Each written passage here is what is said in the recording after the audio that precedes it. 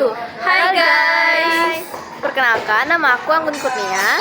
Aku Vista Najwa Angelia. Aku Dinda Lestari. Aku Safana Oransor. Kami dari kelas 11 Farmasi 3. Dadah.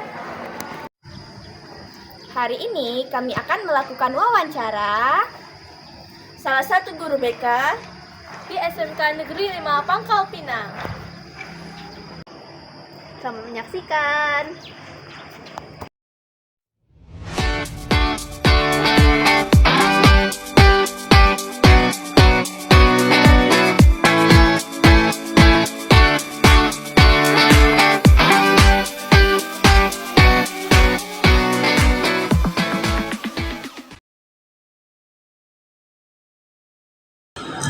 Nah, langsung saja mari kita sambut narasumber kita hari ini, Ibu Hani Nikitasari SPD, selaku Guru Bimbingan Konseling di SMK Negeri 5 Pangkal Pinang. Halo Bu, apa kabar? Alhamdulillah baik. Alhamdulillah, terima kasih baik Ibu sudah meluangkan waktu untuk kami wawancara Ibu. Iya Bu, kami senang bisa berbincang langsung dengan Ibu hari ini. Ibu, mari kita mulai saja pertanyaannya. Boleh. Bu, kenapa sih Ibu memilih menjadi guru BK dan apa motivasi Ibu untuk menjadi guru BK? Kenapa saya memilih guru BK? Karena sebenarnya tujuan ibu tuh mau membantu siswa buat menjalani kehidupannya, fase-fase kehidupannya masing-masing. Karena kalau guru mapel itu kan mata pelajaran kan sudah fokusnya satu-satu ya.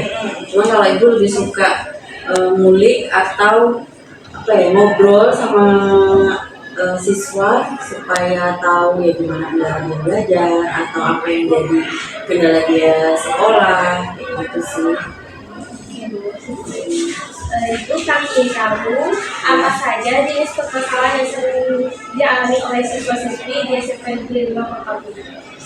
Kalau untuk jenis masalahnya sih biasanya soal lanjutan karir ya, itu habis lulus sekolah itu pengen bekerja atau melanjutkan ke perguruan tinggi. Biasanya itu mereka tanya perguruan tinggi mana sih yang cocok untuk mereka. Kemudian tanya juga prospek kerjanya. Terus itu kalau untuk karir. Terus kalau soal belajar biasanya bagaimana cara manajemen waktu. Biasanya tugas di sini lumayan banyak gitu ya. Jadi kalau nggak pintar-pintar untuk bagi waktu pasti susah. Terus ada juga yang masalah keluarga seperti itu. Yes. Siapa saja biasanya yang paling sering datang ke BK untuk bercerita atau meminta bantuan? Apakah lebih banyak dari kelas tertentu atau jenis masalah tertentu? Merata sih ya. Misalnya kalau kelas 11 itu karena ibu kan ngajar di kelas 11 dan 12. Jadi kalau kelas 11 biasanya terkait kondisi di rumah gitu, atau misalnya ada salah paham sama temannya kayak gitu. Terus kalau untuk kelas 12 biasanya cenderung lebih banyak ke masalah karir atau melanjutkan ke perguruan tinggi gitu, beasiswa. Walaupun kelas 11 itu juga sudah ada yang tanya gitu untuk yang beasiswa sama jenjang karir, tapi lebih banyak kelas 12. Kalau kelas 11 tuh kebanyakan terkait ya itu tadi hubungan komunikasi dengan temannya gitu, kemudian juga tentang peraturan sekolah gitu, ataupun kegiatan di sekolah gitu. Biasanya mereka suka diskusi sih. Kalau boleh tahu, Bu, apa biasanya permasalahan siswa paling sering muncul, Bu? Apakah saat awal tahun ajaran baru, menjelang ujian, atau waktu-waktu tertentu lainnya? Biasanya waktunya itu paling sering itu di pertengahan semester. Mungkin ya nggak pertengahan banget sih, mungkin setelah satu bulan pertama belajar kayak gitu di awal semester. Kemudian juga di dekat-dekat waktu pembukaan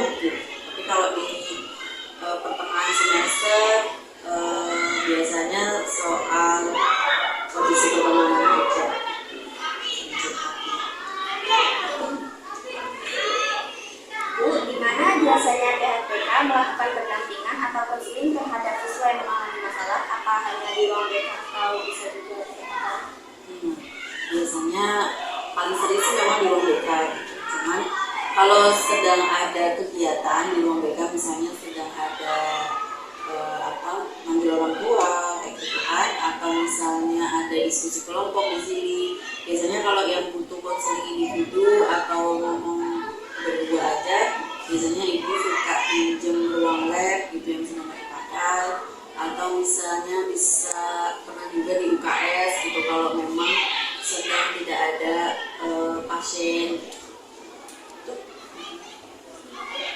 Menurut Ibu, permasalahan tersebut bisa sering muncul di kalangan siswa. Masalah apa yang sering muncul dalam siswa itu Mengapa ya? kenapa? Biasanya kondisi di rumah ya, gitu. Misalnya komunikasi dengan orang tua itu mungkin kurang baik, atau misalnya siswa tuh takut gitu ya, takut ngobrol dengan orang tua, atau misalnya nggak enak sama orang tua atau membebani gitu.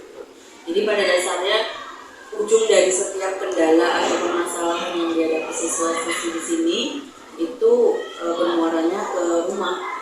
Jadi misalnya kalau ada yang melakukan pelanggaran atau nggak melakukan hal yang tidak sesuai dengan tata tertib sekolah, itu ujung-ujungnya juga dari rumah gitu. Atau misalnya ada permasalahan dengan kondisi, ada permasalahan dengan temannya, itu biasanya ya dipicu mungkin bisa rendah diri, minder kayak gitu, atau terlalu percaya diri juga bisa. Dan terakhir Bu, bagaimana cara atau langkah di BK dalam membantu siswa menyelesaikan permasalahan mereka supaya mereka bisa lebih fokus belajar dan lebih nyaman? Biasanya itu yang dilakukan sama kami, koordinasi sama wali kelas, kemudian juga orang tua, dan kalau jika diperlukan itu sama wakil kesiswaan. Karena mungkin jika ada peraturan yang mungkin membuat mereka lebih menjadi tertekan kayak itu, biasanya kami juga cari solusi ya gitu, atau introspeksi, mungkin aturannya terlalu ketat atau mungkin ada diganti dengan kegiatan lain gitu. Tapi lebih sering biasanya kita komunikasikan sama orang tua sih. Terima kasih dari Ibu. Ini kami semuanya waktunya. Dari wawancara ini kami jadi lebih memahami berbagai masalah yang sering dihadapi oleh siswa serta peran penting guru BK dalam membantu menyelesaikannya. Iya, sama-sama. Ya Bu, semoga dengan adanya wawancara ini teman-teman jadi lebih terbuka dan tidak ragu datang ke BK untuk masalah. Terima kasih.